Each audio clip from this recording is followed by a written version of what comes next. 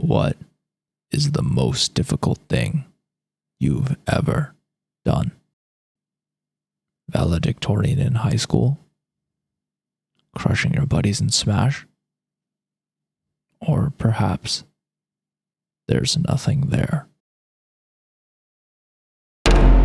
January 6th, 2025. W rank. The highest honor and accolade in Deepwoken, an indie game by Monad Studios, was finally mine. It had taken playing since the release of the game 3 years ago to make this moment come true. The thousands of hours of frustration, despair, and eventually improvement had all come together at last. A badge that 0.00006% of all Deepwoken players had ever achieved. That's 6 people out of every 100,000 to have ever touched this game. Beating the entirety of a permanent Souls-like game with modifiers like double damage taken and no armor allowed was, honestly, one of my proudest moments. But this video is not about past stories. You see, after achieving W rank, I began to feel like there was little left for the game to offer me. No higher peaks to climb, no goals to aspire to. I began to slowly play less and less. I wanted to play Deepwoken more, but what was the point when there was no more Deepwoken to play? I would still get on every now and then out of a desire to keep this game in my life, but that was it. And just like that, the game I had dedicated 3 years and thousands of hours to closed its last chapter.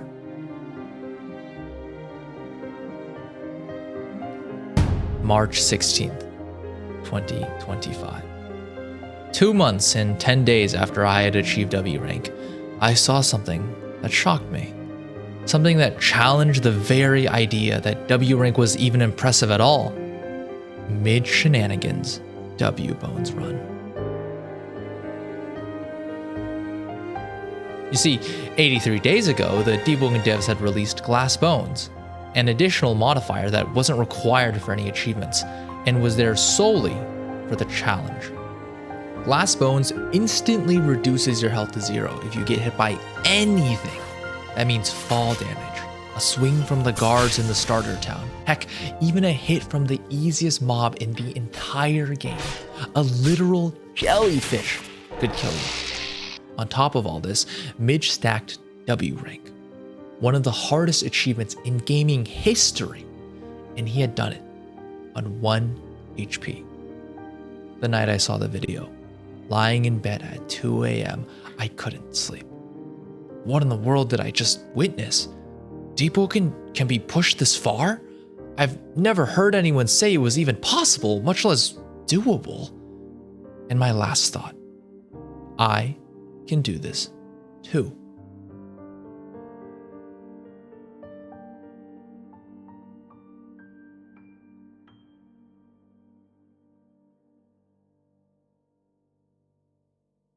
But a lot of W Bones difficulty came from personally discovering new ways to conquer Deepwoken. If I just followed Midge's strategies to beat W Bones, it'd undoubtedly be easier than his run. So I picked something different, but no less difficult. Because right there, on the spot, I decided that I was going to beat Deepwoken at level 1 and without parrying. Oh my gosh, wait, did I just find something insane? What the frick happened? Let's go! My Roblox just crashed! I hate this game! Look at that. Brother. Does this mean you're giving up? Heck no! Heck no! This guy's going into the dirt! If you want to come claim it, show up in front of my apartment right now. Don't even come. What?! Finally! It's freaking over.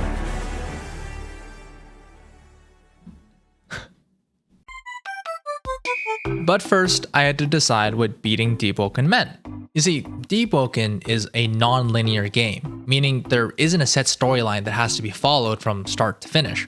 This makes the idea of beating Deepwoken an entirely subjective idea. So, I decided that in our case, beating Deepwoken would mean killing every single unique enemy in the game. This critically removes quite a few mobs from the list of enemies we have to go through, because I define unique as any enemy that has an entirely unique moveset.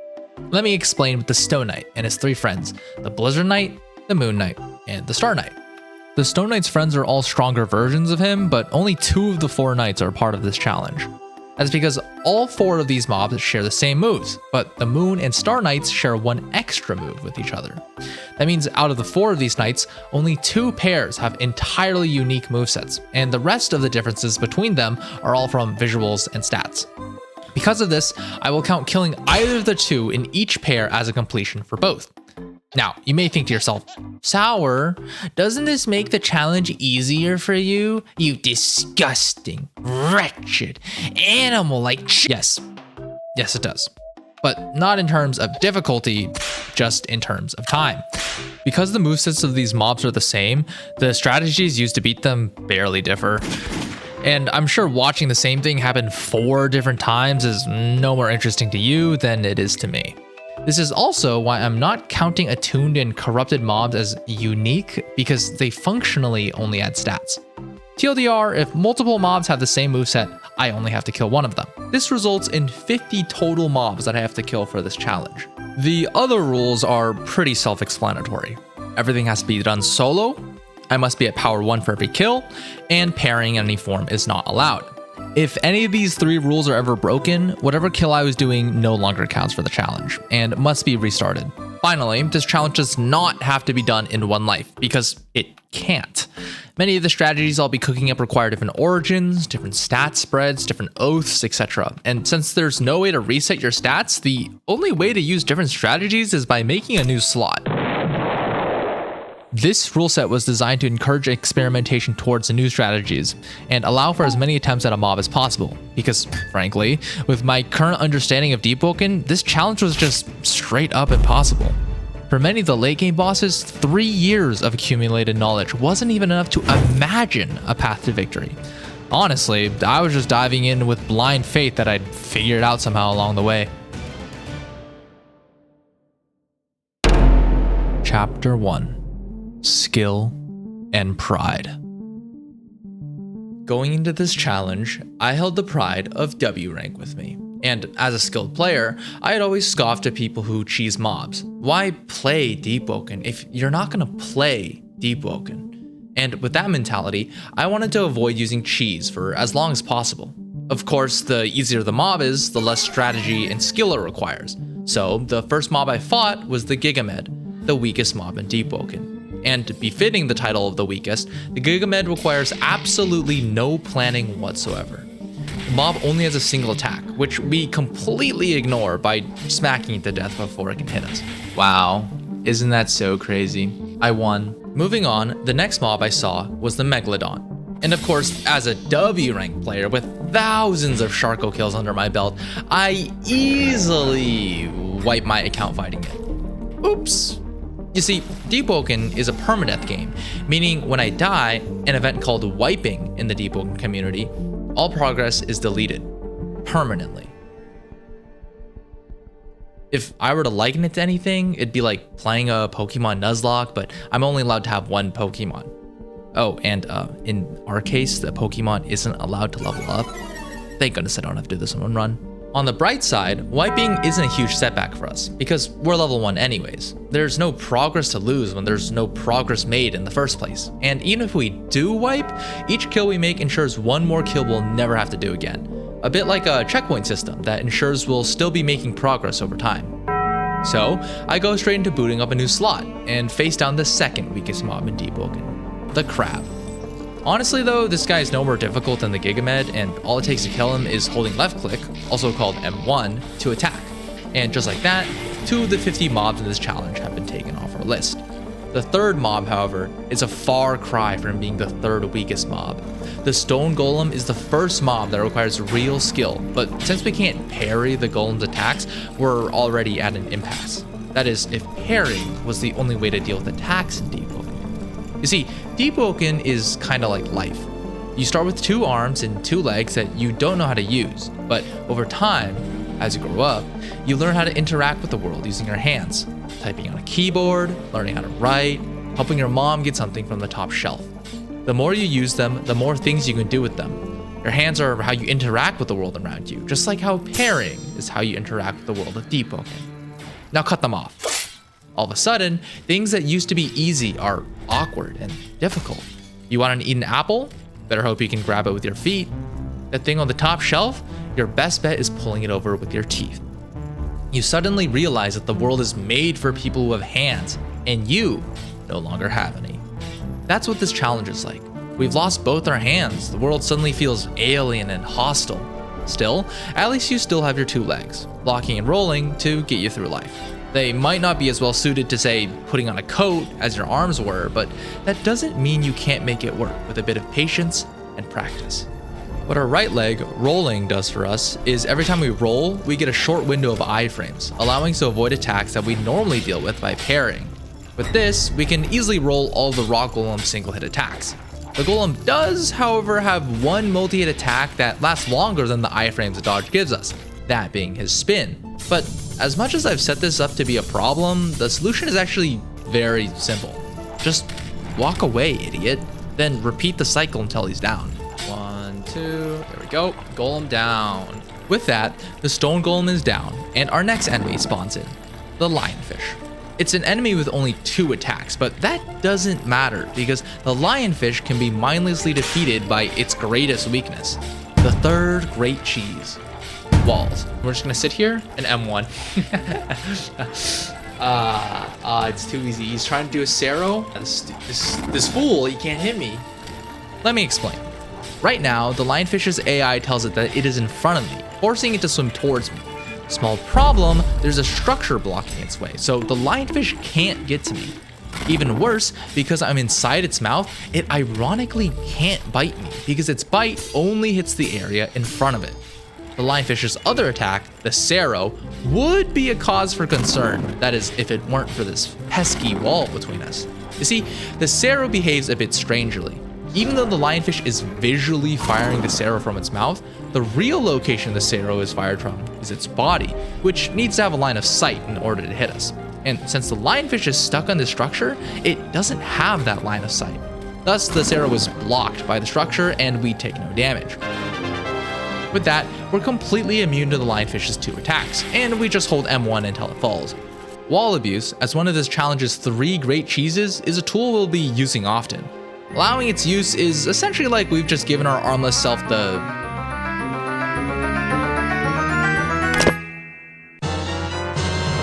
building blueprints from Fortnite. You know, because it can build walls and stuff. Funny, right? No, but like, actually you should, because just look at how happy subscribers make me. You're like the only YouTuber I've seen making unique Deepwoken content. Yeah, I know, right? I know, right? Man,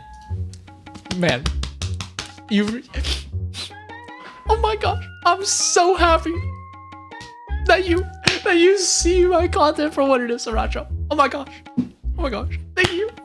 Only you care about me, Sriracha. I'll drink some Sriracha for you right now. This is for you.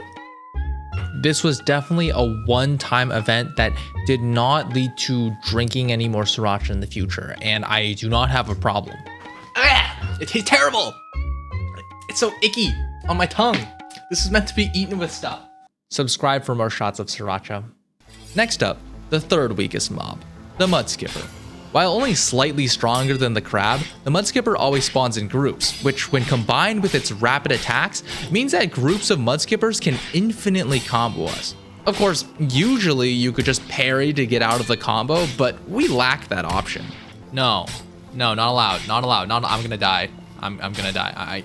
Let me vent! I'm dead. I hate this game. Can't wait to milk this clip unit. I am died. It's a reminder of the ridiculousness of this challenge. Even a mere mud skipper has the ability to take my life. The third weakest mob in the whole game actually just killed me. Of course, I run it back and win this time, taking care to not get surrounded and swarmed. All right. Vent him into the wall. Wow, did you guys see that? I killed a mud skipper without parrying. So cool. That's crazy. That's crazy. Moving on, next up on the chopping block is the Megalodon. And this is where I learned something. Usually when you roll in Deepwoken, your roll goes on cooldown. However, you can cancel your roll by pressing feint, which ends your roll early but removes your roll's end lag and reduces the cooldown from 2 seconds to half a second. This only works once per roll cooldown, locking us to a maximum of 2 rolls per attack. What this means is we're limited to dodging multi-hit attacks with a maximum of 2 separate hits. Any more than that and we won't have a roll to deal with them. Anyways, what does this have to do with our Sharko friend? Well, if we rewind the clip, you can see that I roll cancel here. Turns out the problem is that rolling both of the Sharko swipes is really freaking hard because the window between the first and second hits is 34 frames, which when taking into account the cooldown of our roll after roll canceling is 30 frames, that leaves us a measly 4-frame window to execute 4 inputs. To make matters worse, if I guess with my second roll and try to predict the second swipe instead of reacting, I run the risk of the Sharko only swiping once into a kick, which I'll then be guaranteed to get hit by. I still end up beating the Sharko, but honestly only because it showed mercy and decided not to use its double swipes at the end. Oh my gosh, this is cooked. 1, 2, 3. Oh, I killed him. Power 1. W rank, by the way. W rank. Oh, man. Not even close, baby. Next up are the Mud Skipper's cousins, the Mars Skipper and the Air Skipper. Mars short for martyrdom, as when he dies, he explodes and deals damage. Air short for Air Force, a mantra that allows the Air Skipper to blast me with wind. No matter, I've learned my lesson from their Mud Skipper cousins. Running away to isolate the skippers from each other, then dealing with them one by one to avoid the infinite combos. The work is quick, clean, and efficient. 2, 3, 4. Oh my gosh, I did it. Guys, I'm the GOAT. I'm the GOAT. I killed the Mud Skipper without parrying. Speaking of cousins, next up is another cousin, but this time a cousin of the crab. The Crustaceous Rex is a bit like a tank, but not in the beefy, hard to kill, monster on the battlefield sense. No, he's more of a tank in the can't deal with anything that's too close to it sense. The Rex can only attack in a single direction, and pauses for a little after attacks, much like how a tank can only shoot in one direction, and has a small pause afterwards for recoil. So all we need to do here is walk in circles around him, and roll to the side whenever he attacks, and just repeat until dead. Ugh, I rolled that. Stop lying. No! Okay, wait. I gotta play this a little smarter. No! Oh my gosh. Okay, it's when it's on his face. When it's on his face. When it does it on his face, I need to roll backwards. Roll backwards. There we go. When it's on his claw, okay, you roll sideways. There we go. 2, 3. Roll backwards. Nice. 1, 2. The only thing you have to worry for are his red moves like that right there. No! Whoops. Whoopsie daisies. My bad. Before he was at the ledge right there, so I was in danger of just falling off the side. Easy. Light work. Light work. Power 1. The Brain Sucker is essentially a walking health pack. Not really much to talk about here, just occasionally block or roll his attacks, then swing until dead. I need this guy. Heck yeah. Alright, do it. Parry, 1, 2. Wait, no, I can't parry! I'm so stupid! And this is where I'd like to request you to stop moving that mouse towards clicking off the video. Look, I know these first couple kills are boring. I get it. They're easy. You could probably do them first try too, but you gotta start with the easy stuff and move your way up, right? Just bear with me. It gets a lot more interesting real fast. And when it does, you have to subscribe. Deal? If you keep watching, I'm gonna take it that you agree to the deal. Yeah? Yeah? Okay, nice. The rogue construct is a far cry from the brainless exercise the brainsucker was. With a large health pool, massive damage, and annoyingly mistimed hitboxes, the rogue construct harshly punishes any mistakes that you make when fighting it. And the statistics show it too. So far, the highest number of attempts it's taken to kill something have just been 2, due to getting curb stomped by a band of mudskippers. For this guy though, the attempts taken immediately quadruple from 2 to 8. Are you see how slow that is? What? I'm dead. Okay, bro. 1, 2.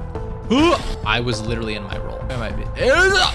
Roll? Oh! And come on, is this really even my fault? Like, look at this. Should I really be getting hit here?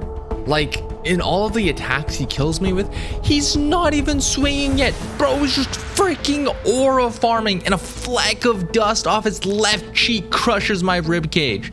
Still, he's ultimately only a slightly taller speed bump than the rest, as the rogue construct shares a weakness with the rock golem. He only has single hit attacks.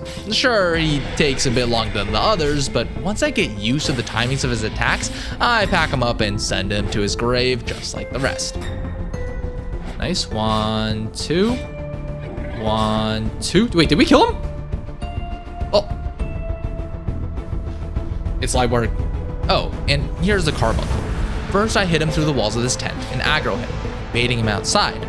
Next, remember how we dealt with the lionfish by getting him stuck on a wall? Well, we're doing the same thing here. Compared to the lionfish though, the carbuncle's attacks are able to hit us when we're close to it. So we can't just stand still, turn our brains off, and hold M1. Instead, I bait out an attack by walking to the carbuncle's range, walk out of range while it's still winding up, and then come back in for a couple hits as it's on cooldown from its attack. Occasionally I need to reposition when it slips past the tree due to how small it is, but ultimately it gets taken down in one try. 1, 2, 3, 4, come on, 1. I did it. I'm the goat. Woo! Man, every mob becomes so much more difficult in this game mode. In these first 12 kills, the goal was to push my no cheese propaganda as far as it could go. And honestly, I think I did pretty well. It's a mixed bag of easy kills, relatively skillful cheese in the form of wall abuse, and medium difficulty kills like the Sharko and Rogue Mech. All in all, a respectable lineup. But I would soon find that this is where the smooth sailing ends.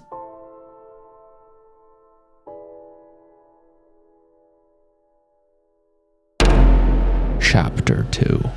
A ship for rough waters.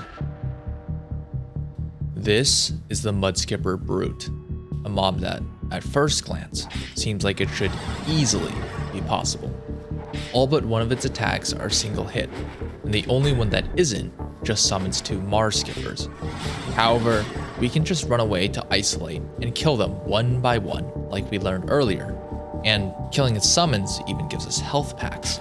So then, why is this the point where things start to pick up in difficulty? Well, your M1s in Deepwoken operate on a combo system. On the 4th M1, you perform a flourish, a kick that pushes whatever you hit away. It's intended as a combo breaker in PvP so that you can't infinitely pressure whichever poor soul you're destroying. As a result, it has a fair amount of end lag on it, which usually isn't a problem, as parrying ignores this end lag. However, the entire point of this challenge is to not parry. This, combined with the Brute's rapid attack speed, means that it gets a guaranteed hit every time we flourish. Whatever. Final stand. Oh, he really doesn't spawn anymore now.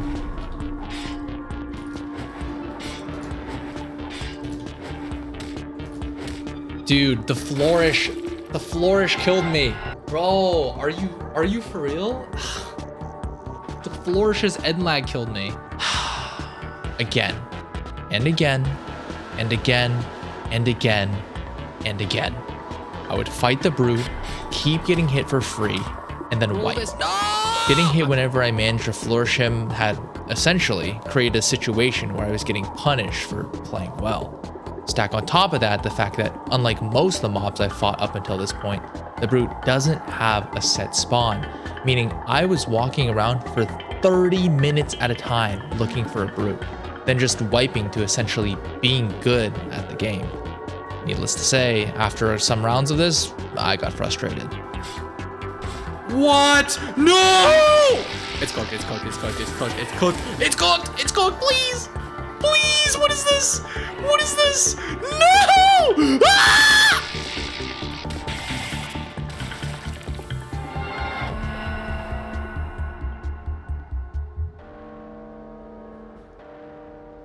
Screw you. I was low-key in the bag too. This is the first moment where I really consider just letting loose and allowing cheese. Can I beat this thing using just skill? Yeah, of course. But is it really worth putting myself through the ringer for no reason other than to keep my pride intact? How long am I going to stick to this when I already know that this challenge is impossible to beat without dipping into the forbidden arts? This challenge is already a monstrosity, so why am I making it even harder than it has to be by limiting myself from the full arsenal I have access to? With that, I decided that my pride is cheap and sold it for access to cheese strats. Now, it's time to introduce you to the method to the madness of the brute. The second of the 3 great cheeses, the ship.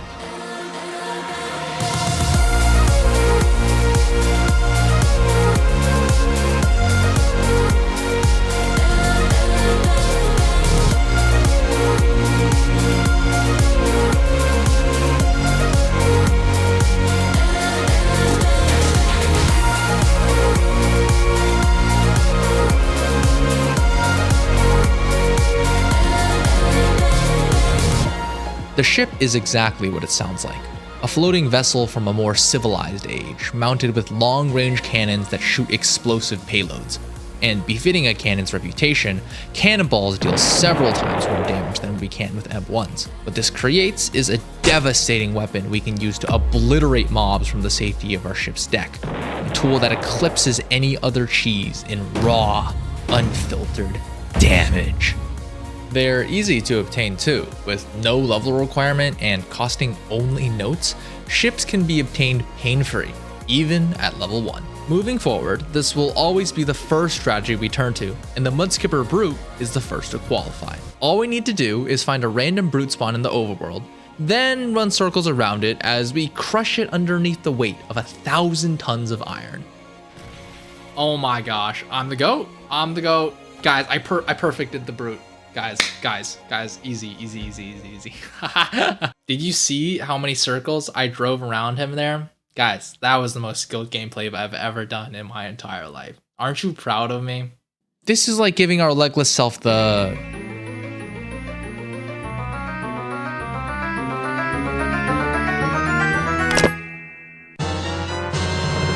Queen Anne's Revenge, the bat car of ships, to make up for our lack of arms. From now on, whenever we're faced with even a minor inconvenience, we're going to turn to this beauty to solve it for us. Next up, we have yet another cousin, this time of the Sharko. Meet the Alpha Sharko. Besides his increased stats, he has a new grab move that I'm not going to talk about whatsoever because he didn't use it a single time. Something that's not new though is the fact that I did not hit the 4-frame double swipe window a single time here either. Suffice to say, so far, these Sharkos have just been a smorgasbord of me getting really good attack RNG and lucking out. 1, 2. Is this the clutch? Oh my gosh. Heck yeah. You suck.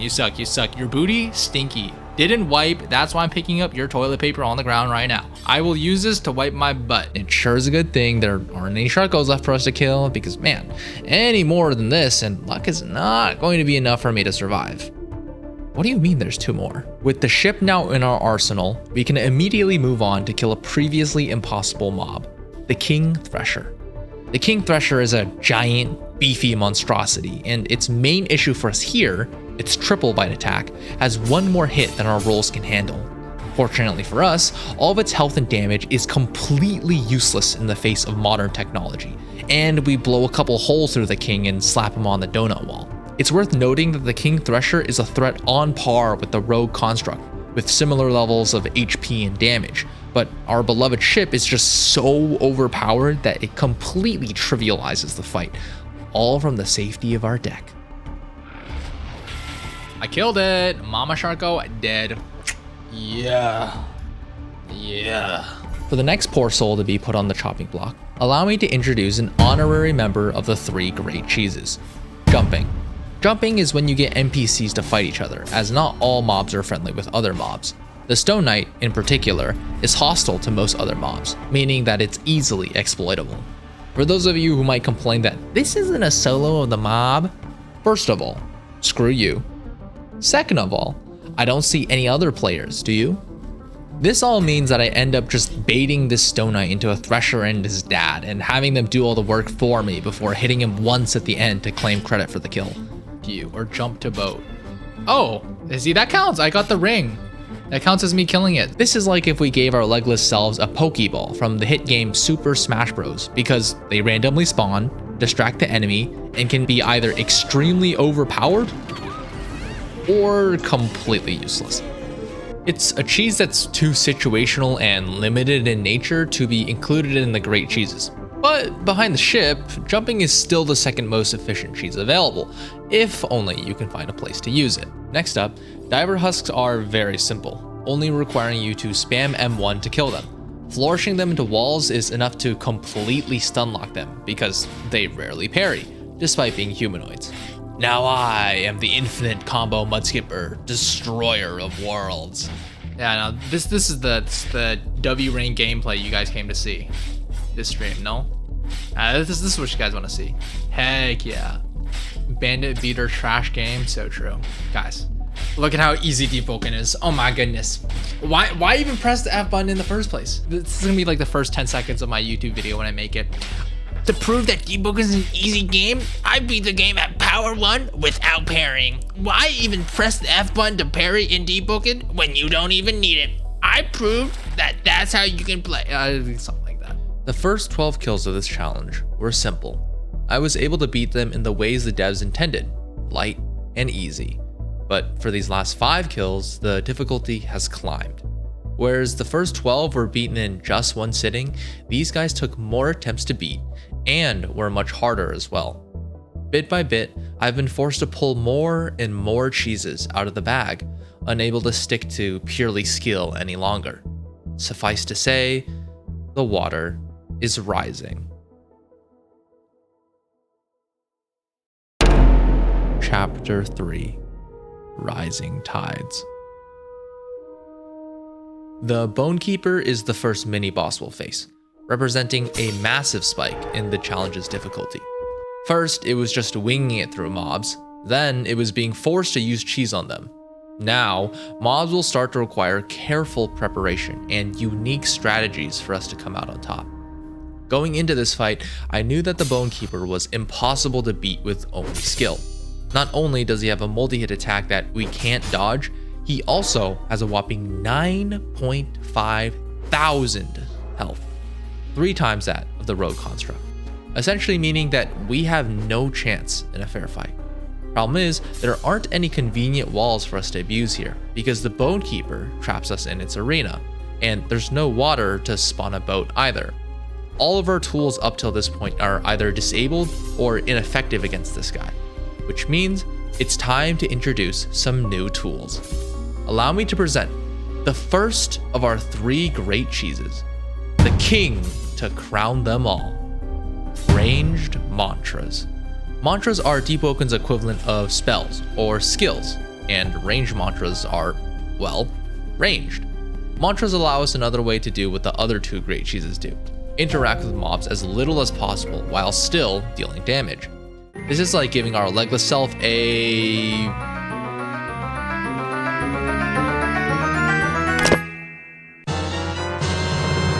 pile of rocks. Not as powerful as a ship's cannons or as safe as a solid wall, but extremely versatile. Chamber a rock in a sling to create a sniper, or push a boulder off a cliff in a trap. Rocks, and by extension, mantras, can change their form and purpose to suit our needs. Usually you get mantras by leveling up, but since we can't do that, there's actually a few alternative methods to obtain these. But for now, you only need to know about one of them, the tutorial. Most players will only ever see the tutorial once in their Deepwoken careers, when they load into the game for the first time. However, by choosing one of the castaway origins, wiping, and then talking to Captain Orlando, you can redo the tutorial upon loading into a new life. Finishing the tutorial rewards you with a mantra, giving us access to a whole new toolbox to work with. However, doing the tutorial isn't without its downsides. Firstly, we're forced into the castaway origin, firmly the worst origin in this challenge, to unlock the option to talk to Captain Orlando and enter the tutorial in the first place. Secondly, although minor, the tutorial requires us to put one stat point into strength, slightly decreasing our maximum damage output. Still, these downsides are entirely negated by the ability to obtain a mantra, quick and easy. Now, the go-to strategy with the ranged mantras is pretty simple. Stand somewhere the mob in question can't get to you, then spam attacks to slowly whittle down its health. For a bonekeeper friend, there's this small ledge barely inside the arena walls that we can abuse. He can't jump off the bridge to hit us, and his range options are blocked by this wall. What I fail to take into consideration though is the fact that the bonekeeper is a mob we're fighting in layer 2, a dungeon that is essentially the second layer of Deepwoken hell. And in layer 2, you slowly accumulate parasites that will eventually kill you if you don't get rid of them at a heating lantern. This usually isn't an issue because you have around 5 minutes before gaining a lethal amount of parasites, even more with the survivalist boon I use, which is more than enough time to kill the bonekeeper on a normal run. For us, the main problem is that the parasites will kill us long before we can kill the bonekeeper with mantras. There isn't a lantern here to solve our problems either, because the devs didn't intend for a level 1 to be fighting bonekeepers.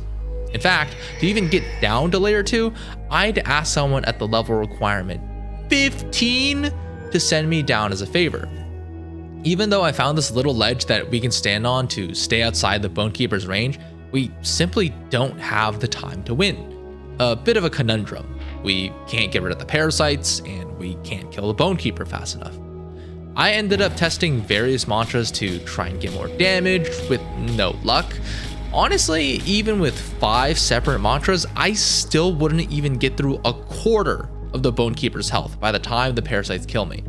Things were looking pretty bad until one of my chatters mentioned something. Survivalist plus worm warder lantern.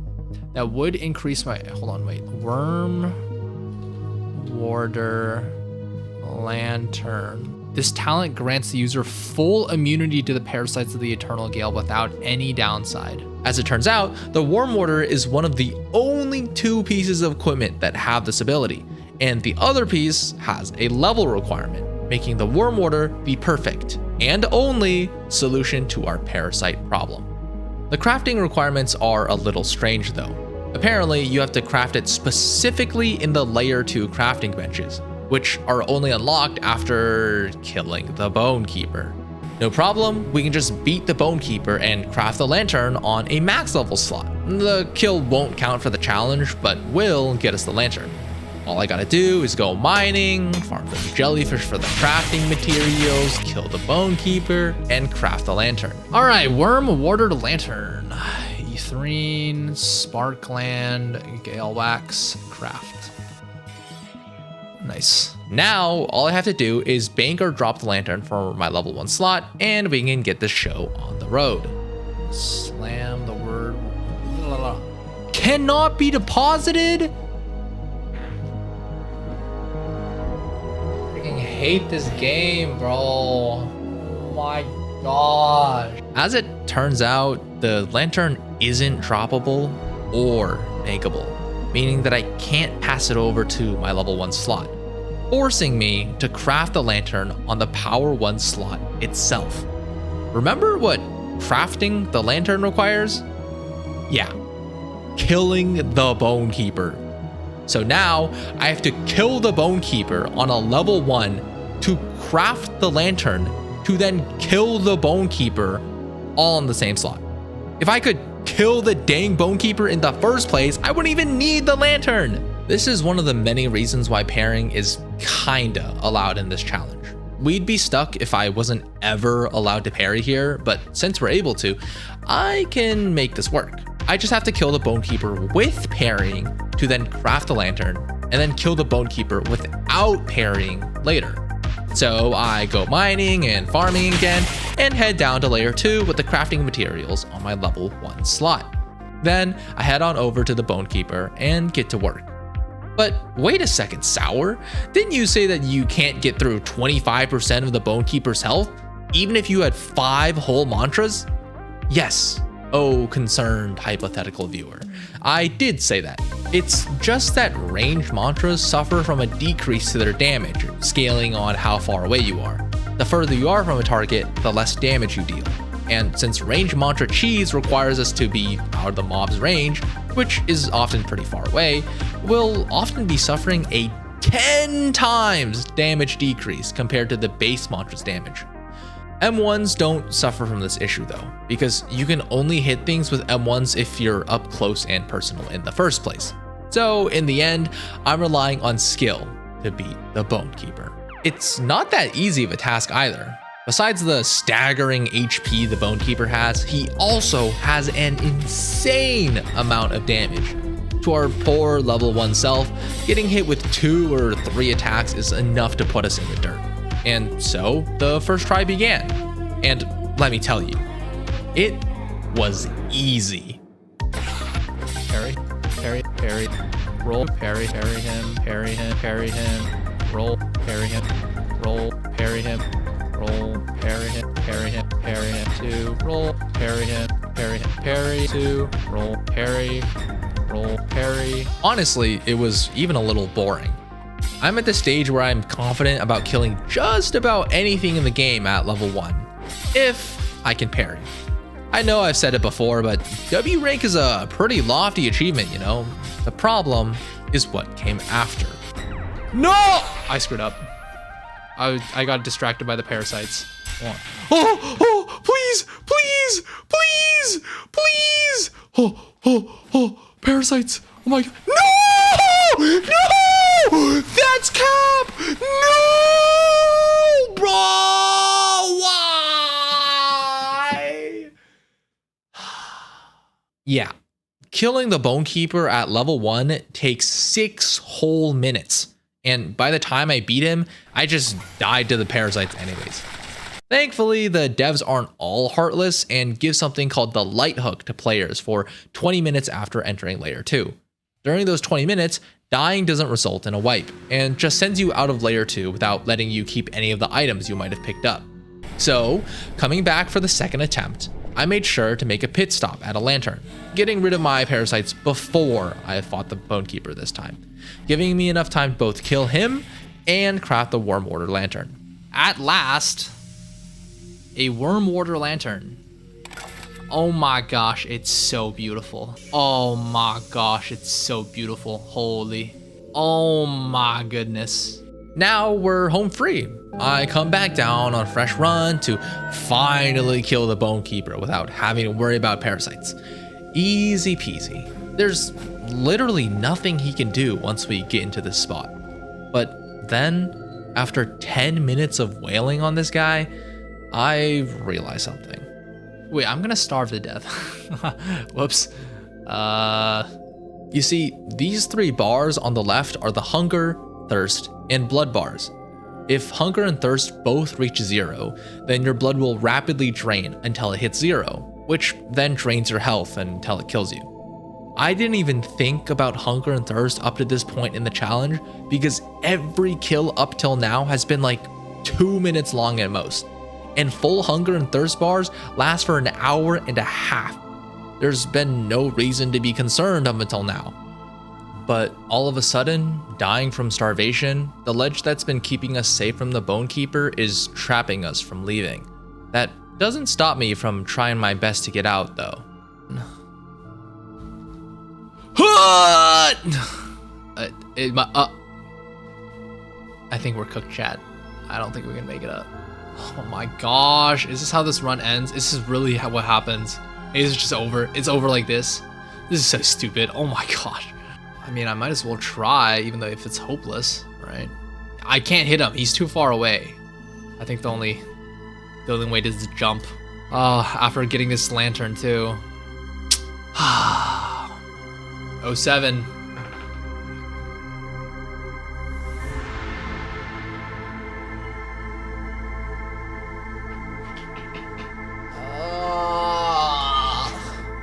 Well, let's go again. At this point, the light hook has already run out, and death means wiping for us. Before I'm obliterated, though, I think of something. You know, actually, I just thought of something. What if it's possible to pass down the what if it's possible to pass down the lantern? That's not too far-fetched, right? Maybe it's possible to pass it down, and then we don't have to kill Bonekeeper level 1 and go mining and look for spark glands and stuff like that again. Come on. Pretty please? Yes, it works. It works. In Deepwoken, you're allowed to pass a couple items from your wiped characters to their next life. And as it turns out, the Warm Order is able to be passed down, despite being unbankable and undroppable. Then I just have to do the tutorial again to get a mantra. But I don't get the right one. We're looking for Fire Gun here, the highest DPS option available to us at Power 1. So I wipe myself on purpose to reroll my tutorial mantra. Okay, this time we gotta make sure to talk to this dude to unlock the tutorial again. Then we go the same 30 points in Flame Charm. Honestly, I might just go 20, because going 30s, it's just annoying. Wait! Guys, I forgot to pass down the lantern. I forgot to pass down the lantern. So we're gonna have to be Bonekeeper level 1 again. We're gonna have to go get a lantern again through mining and farming freaking spark glands and the gale stones. It's a great that literally wasted all the progress we made this stream. Like all the last 2.5 hours just turned into dust. Great. Yes, I know I'm stupid. No, you don't have to tell me. Trust me, I have first-hand experience.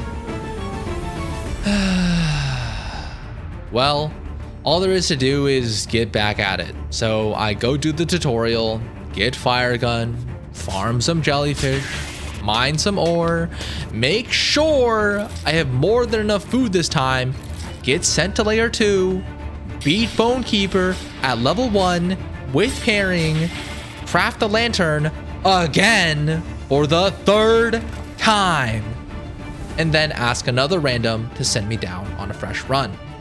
When I make it to the Bonekeeper, I hop right on over the cheese spot and magically, somehow, no clip through the solid rock and trap myself inside.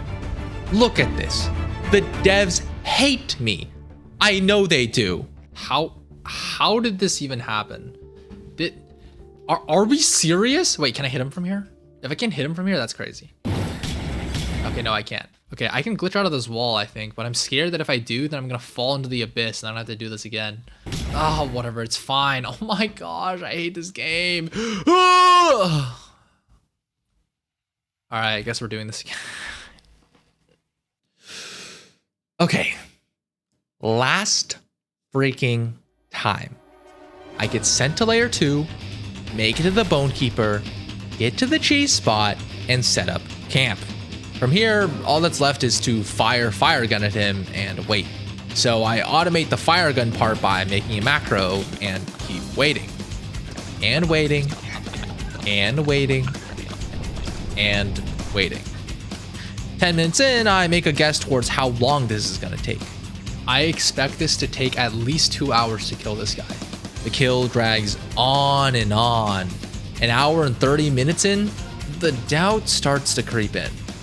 Imagine he's not taking damage. then I guess we'll figure out when I wake up in the morning tomorrow, you know, and he's still not dead. Has he been guard broken? He has not. I don't think. But I'm not even sure if I'm close enough to hear him get guard broken. Mobs posture break when enough damage is dealt to their invisible armor stat. The math and mechanics behind it are something I'm honestly not well versed in, but the long and short of it is that when fighting a bonekeeper normally, he posture breaks several times, serving as an opportunity to deal damage, and also a tracker for his health, since we can't see his health bar. But even though we should have dealt well over half his HP by now, I haven't heard a single posture break. What if I'm really not damaging it at all? And then... See, he just posture broke. Do you hear that? He just posture broke. You know that? You know what that means? We're dealing damage, baby. We're dealing damage, baby. 3 hours into the kill, I finally noticed a posture break. Thankfully, now I don't have to act on my plans of pulling an all-nighter to finish the kill. And finally, nearly 4 hours in, the bonekeeper falls.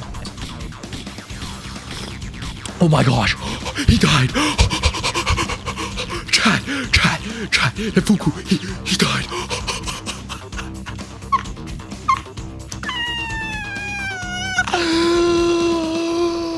It took 3 hours and 45 minutes according to the server time. 3 hours and 45 minutes. Oh my gosh, finally. I'm rising in the sky.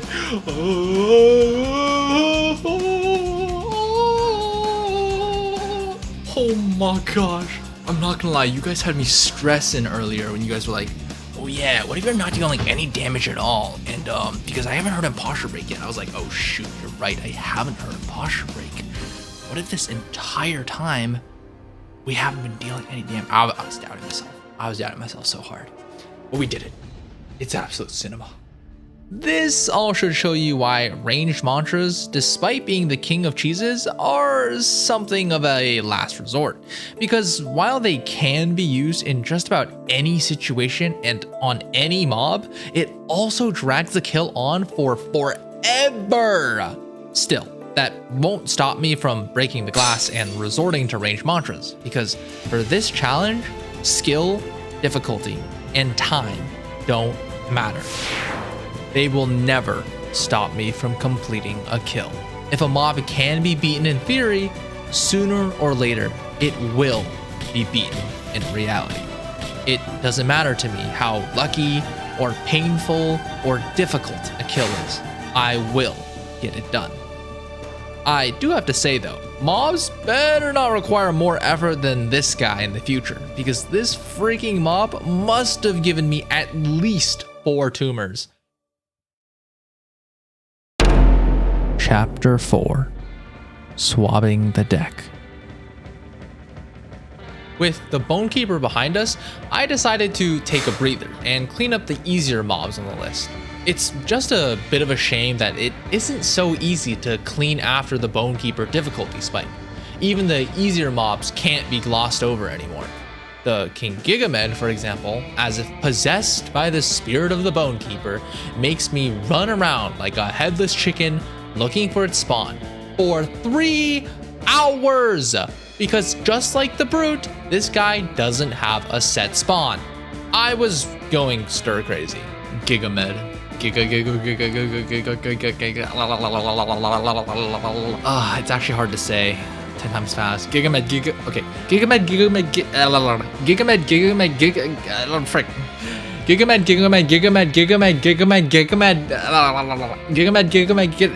Frick. The king isn't a problem due to any multi-hit attacks, but instead is a problem due to its reputation as a stat check mob. And, well, we have no stats to speak of. Jellyfish Papa over here has 3 different attacks.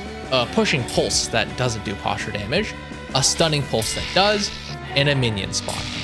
Each of his moves are unparryable, and even if they were, they'd still be unparryable, because the moves aren't telegraphed and thus are unreactable. On top of this, they also stun you or push you backwards, so advice from other YouTubers on how to beat the King Gigamed just boils down to mindlessly attacking. One problem, we don't have that luxury because we're on a level 1 slot. The strategy for the Gigamed, surprisingly, didn't devolve into ranged Mantra Cheese. Instead, you can get 3 M1s in between his attacks, then hold block when he attacks, or predict it and roll if you're about to get guard broke. Every time the King Gigamed spawns these little goobers, they will do a suicide attack where they shock you, then die immediately afterwards. These goobers are the key to the King Gigamed because if you can manage to kill them, you get a health pack and heal a ton of HP. If we can manage to consistently kill the goobers, we can just out-heal the King Gigamed's damage. The good news, the goobers all have 1 health and are designed to be killed easily. The bad news, it's really hard to kill them. Their attack is unreactable, so we have to predict it. Their 3 attacks together will guard break us, so we can't block it. If we roll it, we don't get the HP, but they die anyways. And you can't even spam M1 and hope you hit them before they hit you, because their shot cancels any actions when you get hit. Not to mention, it's inconsistent. This is where venting comes into play.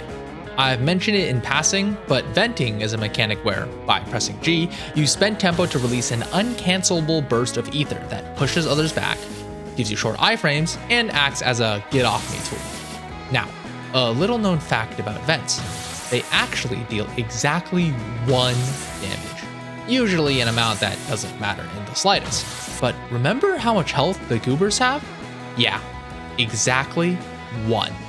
The only problem then is somehow reacting to their unreactable attack, which, as it turns out, every time the King Gigamed is about to spawn the goobers, it will play a sound cue. If you wait for the sound cue that plays right before the goobers come out, then vent on reaction, the vent will perfectly insta-kill all the goobers and heal you up to full HP. The King also only throws out the goobers every 3rd attack, with the pushing pulse not counting as an attack, so we know when to listen for the sound cue as well. With that, we just keep cycling through rounds of goobers, and end up, ironically, stat checking the King Gigamed. 1, there we go, easy. The bounder, next up on our list of chores, is the equivalent of trying to throw out your roommate's trash bag. It should be easy, but for some reason it's filled with broken bottles and lead weights. This freaking animal is top 3 in the most annoying monsters in Deepwoken. It has some of the most stupid and miserable and rage bait moves in the entire game. Like, how are you fair and balanced? You're not fair and balanced. You're just not. You're not fair and balanced. What is this stupid mob, bro? Oh my god, I was literally mid-roll. The main problem with this guy is how he moves around so much in the foggy depths of layer 2, turning the freaking guy into an ambush predator. He's gonna come out of the nothing. Yep. I'm sorry. I'm sorry. Hello? What? This guy's freaking stupid. You're stupid. You're stupid. You're stupid. I'm not sure if I just can't learn this guy's timings, or if he has badly desynced hitboxes, or if the Deepwoken devs hate me. But this dumb, stupid, idiotic mob is beatable with skill, but I am not freaking putting up with it. So much so that I actually rage quit attempting him earlier and was only just coming back 13 days later. And now 13 days wiser, I give up on winning the normal way and pivot towards finding a cheese spot. And sure enough, after a couple tries, I found one. Here I can hit him, but he can't hit me. It's something like the cliff variant of the wall cheese. All I do is bait him over, then take a nap as he helplessly gets M1 to death.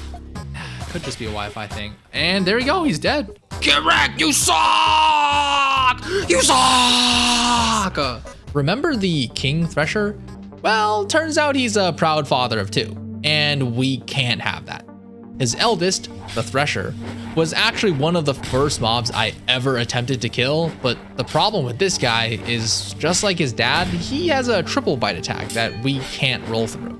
This is actually where I came to terms with multi-hit attack mobs just being impossible to deal with using just skill. When that failed, I tried cheesing the Thresher with the same wall as the Lionfish, but a recent patch to mob pathfinding AI ensured that didn't work. Then I just threw in the towel for the day. Returning after 2 weeks though, I didn't have any qualms about ripping into the guy with cheese, so I hop onto this ledge and AFK shoot him to death. Now the same AI patch that prevented the wall cheese from working now tells him there's no way to get up to me. So he just gives up, stands still, and dies to 1,000 small fireballs.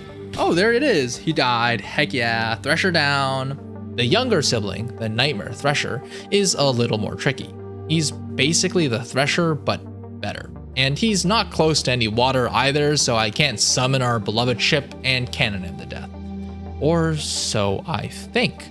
Until a flash of genius hits me. If he doesn't spawn near any water, why don't I just bring him to the water? This is where I figure out boat baiting, perhaps the strongest strategy I have at my disposal. And our first test subject for this probably gets baited to the water, where I show him the barrel of the Industrial Revolution. I just gotta move my mouse. Ah, we got him. Easy GG. Now the whole Thresher family's on the donut wall. How wholesome. Next up, the first boss we'll be tackling in this challenge, the Interluminary Parasite. Despite its status as a boss, it's actually far easier than the mini boss we faced earlier, the Bonekeeper, despite having a whopping 40,000 health, over 4 times that of the Bonekeeper, due to one simple fact. We can boat cheese him. Where the Bonekeeper can only be found in the depths, where there's nowhere to spawn a boat, the Parasite is an overworld boss that roams the high seas. Perfect for our armada. There is one issue with the Parasite though. It has a 20-minute time limit before it despawns. Mobs usually don't despawn as long as you keep them aggroed, but some bosses have this timer mechanic, forcing us to hit a minimum DPS threshold to even theoretically kill him. This, combined with the fact that cannon damage scales with your level and weapons damage, we actually don't have enough DPS to kill the Parasite before it despawns. So I came up with a new tech to remedy that. Cannon canceling. Okay, so now the boat is traveling at a relatively, consistent pace. So I'm gonna do our cannon switching strats right now like this. You see, cannons have a pretty long cooldown between shots, so most of the time spent shooting a cannon is actually all reloading. When cannon canceling, you just shoot one cannon, walk to another, and shoot that one while the first is still reloading. A bit like the double shotty from Fortnite. This about doubles our DPS, but only on boats with cannons that are close together and facing the same direction. It also has the downside of requiring us to run back to the helm of the ship every now and then, because the Parasite moves and an unmanned boat doesn't, making the cheapest of the ships, the schooner, the best option due to the short travel distance between its frontal cannons and the ship's helm. Some of you might say that this isn't a new tech and that people have done this before, but screw you! I thought of this on my own, no one else has put a name on it, and I killed the Parasite with it. So it's my tech. I did it, let's go! Oh, finally. On a completely different train of thought, have you ever wondered why the number of mobs we have to beat is so low? Sure, I've excluded all mobs that have the same moveset, and that cuts down the total number quite a bit. But what about NPCs? Going through the wiki, it turns out there are 52 different NPCs that we can fight, and yet we're only fighting 50 mobs in total? The numbers don't add up.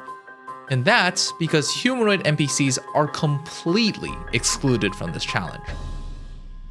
Many of them have different moves from each other, but unlike mobs, which all have different sizes, quirks, and strategies to beat them, humanoids are all the same, despite having different moves.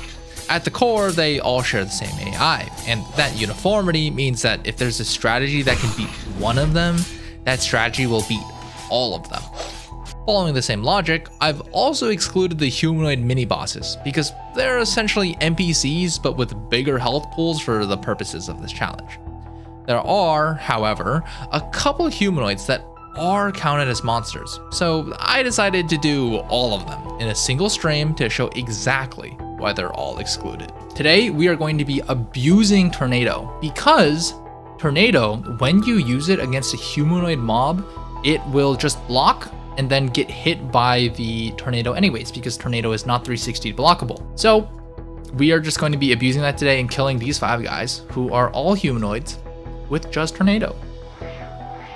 So I just sit here, they get hit, you know, I hold block and then I run around, wait for cooldowns, and I just repeat. Easy. GG, GG. Every single humanoid plays like this. You just saw the Guardian die to Tornado spam and running away, but everything else dies to the same strategy. The Ministry Necromancer, Tornado him. His blue and red skipper minions, Tornado them. Angels only takes 1 Tornado to kill both. It's a bargain deal out here. The Mud Skipper Knight, Tornado him. Almost die. I'm dead. Fall down, fall down, fall down, fall down. Get juked. You suck. You suck. You personally, you suck. That's right. Beats the Parasol level 1 no pairing, but almost dies to a Mud Skipper with a dagger. I'm just a skilled player. What can I say? I'm just so skilled. Then Tornado him again. W rank, by the way. I'm the best player alive, baby. Let's go. I'm the best player alive. I killed the Mud Skipper. I will admit, this Mud Skipper was a little more difficult than expected, but I mean, he still got taken down in 1 try. If I were to do the humanoid mini bosses and humanoid NPCs, they would play out the same way. Sure, they have more HP and a couple mantras, but that doesn't change my strategy at all. Ultimately, I think it's just astoundingly boring to go through a bunch of copy-pasted enemies with the same strat, so we're just not going to count them for the challenge. The only humanoid I didn't use this on was the Enforcer, but not even because the strategy didn't work, but because I found an even more efficient and stupid cheese. I mean, just look at this. I think you can also just roll clip through the walls in the trial unless that got patched, because I remember you could do that. Maybe you're right. Maybe you are right. Wait, quick, tell me quick, bro. Which walls are they? I think you could do it above on the glass dome too. Okay, let me try that.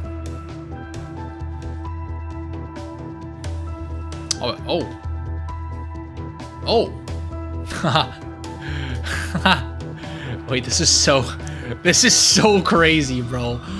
What? You can just do this? How is this allowed? This is the roll clip. By rolling and jumping in a tight window next to thin walls, you can clip through them and come out the other side. It's a pretty advanced technique that's very useful in all kinds of situations. In this particular case, it allows us to clip outside the boundaries of the depths trial walls, and then hit the Enforcer safely with wall cheese. This is truly some Deepwoken gameplay, bro.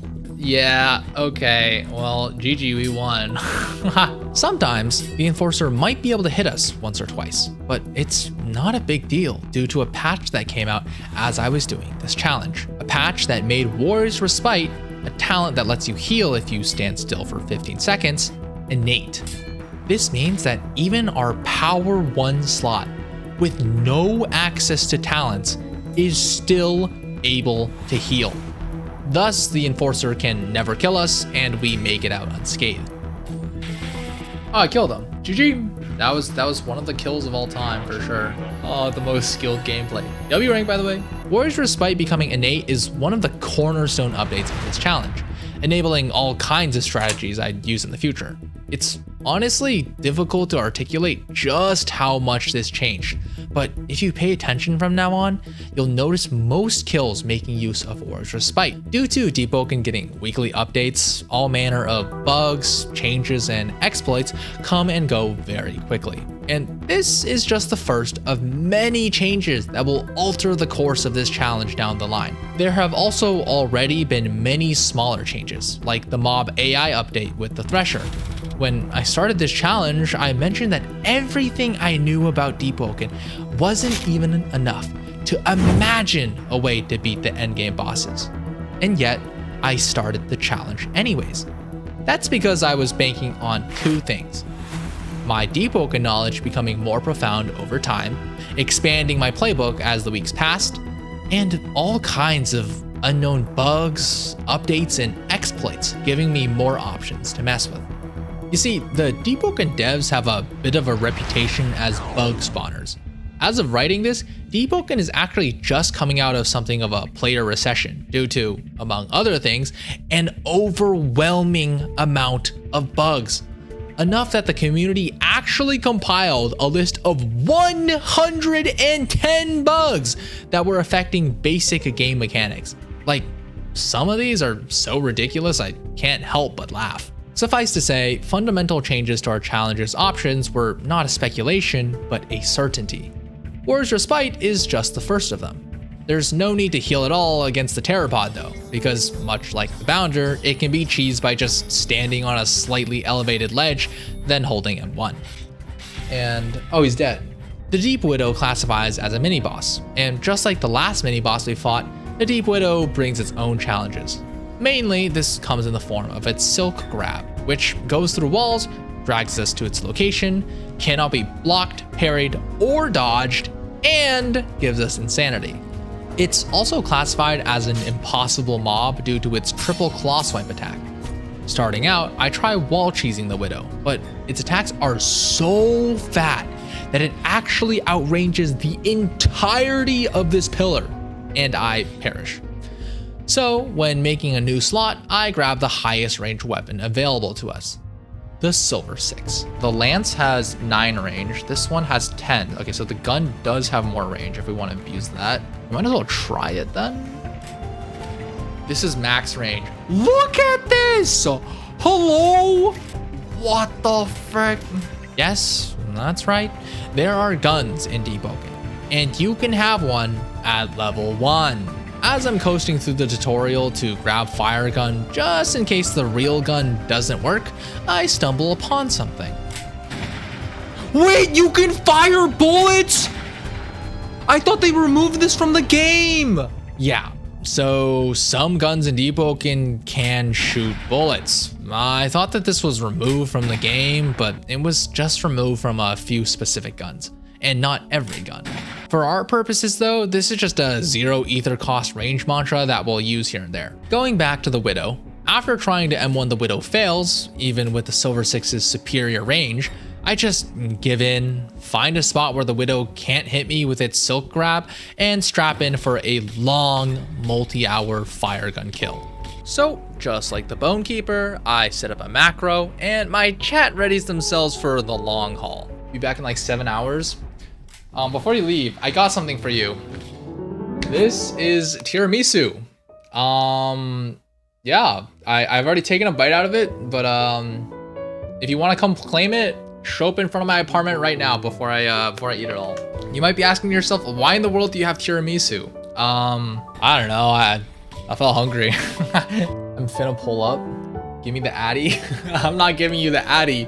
That's part of the challenge. You have to do it yourself. I think I've seen those floors before. I'm just gonna spend the stream eating this. This is gonna be the stream.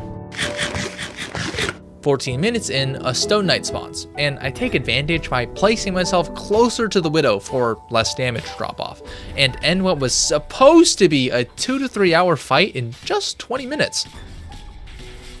Oh, I killed him! Yummy! Deep Widow must have grabbed me IRL though, because the tiramisu didn't survive. Let's take a short break to address this mustache that we have going on here. No, I did not suddenly decide that I look good with a mustache. This is leftovers from a past stream where I attempted to beat Sifu, but the more my total age was at the end, the more days I wasn't allowed to shave IRL. You know, so I would look like my Sifu character. I was required to not shave for 43 days by the end of it all, a fact that chat was not very understanding of. This guy right here. Are you calling me homeless because of my mustache? My unshaven mustache? Bro, it's for the stream, okay? It's not, bro, you can't, no. I don't look homeless. For a second there, I was kind of on the fence, but I don't look homeless. Stop redeeming it.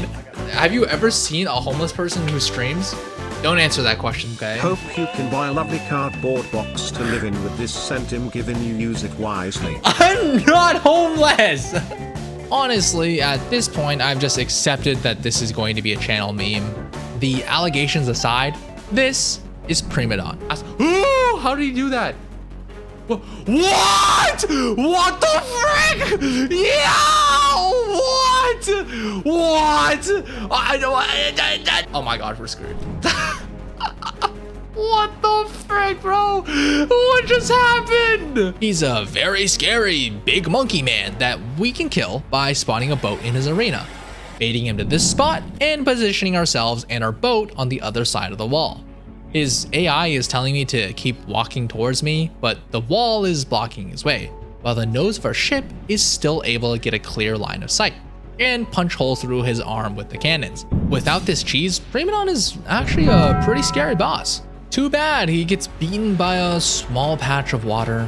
The only hiccup is that we need the highest damage starter weapon to eke out enough damage before Primadon's boss timer ends, but that's easy enough to do.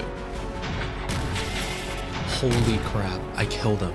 Dude, I killed him. And it only took 14 minutes of hitting him with a cannon. Oh man.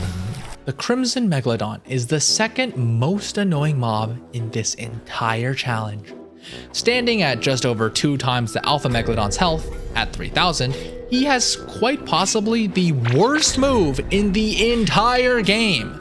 You see, when this guy roars, he sends down fire swords from the sky. These swords continue to passively come down in random spots as the Megalodon continues to be able to move. This creates situations where our options are to roll the sword, then get hit by the Megalodon because we wasted a roll, or to get hit by the sword, then get comboed by the Megalodon anyways. I got put in hit stun by the stupid fire sword! It just makes the fight go from a skill check into an RNG fest, and I am not a fan. I actually suck at this game. I suck at this game. Oh! 1, 2, the fire swords are gonna kill me. Dude, are you serious? Like the freaking fire sword. Oh my gosh. Okay, I'm actually so pissed off. 1. Are you joking me? Hello? I hate this game. I'm literally mid-roll. I hate you. Screw you. You suck.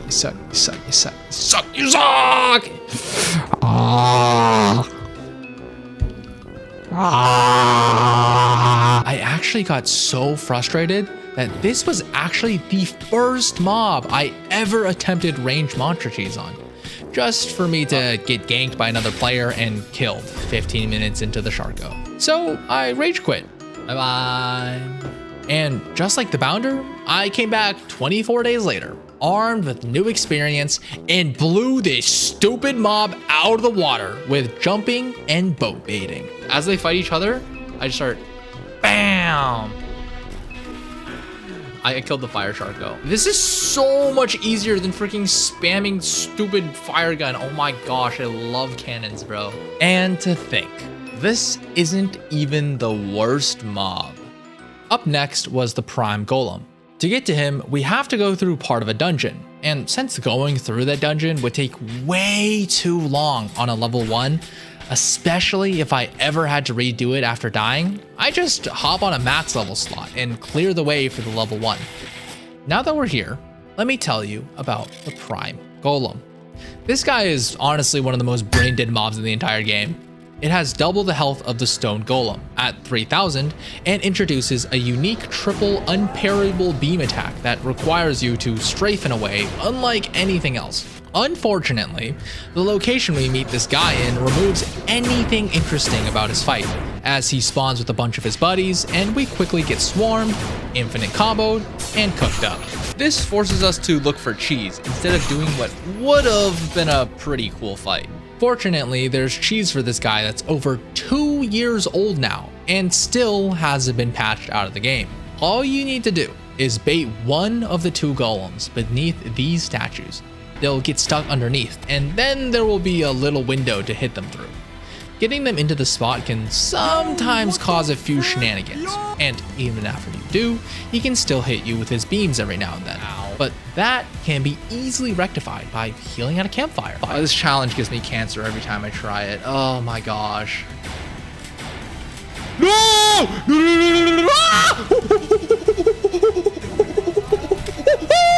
I'm dead. Please, please, please, please. I'm dead. Over. Oh, and by the way, at my dad's, it's a 1 point. Oh, we killed him! Heck yeah! That's another one off the list, baby. Let's go. And there it is. The deck of the ship looks squeaky clean. All of our chores are done, and the list is looking nice and organized. We're now 29 days into the challenge, and we've been making pretty good progress so far, averaging 3 mobs a stream after 12 streams. But now that the chores are over, the real work must begin.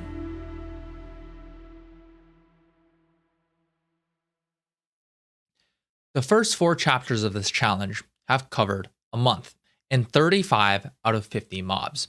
You'd be forgiven for thinking that we're in the final stretch, but let me tell you something. From the first day to the last, this challenge lasted 6 months and 7 days, over around 500 hours of gameplay.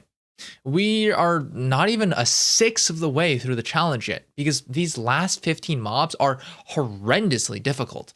All the major bosses of the game, updates from the devs to screw me over, one-of-a-kind strategies no one has ever used or touched before. They're all there.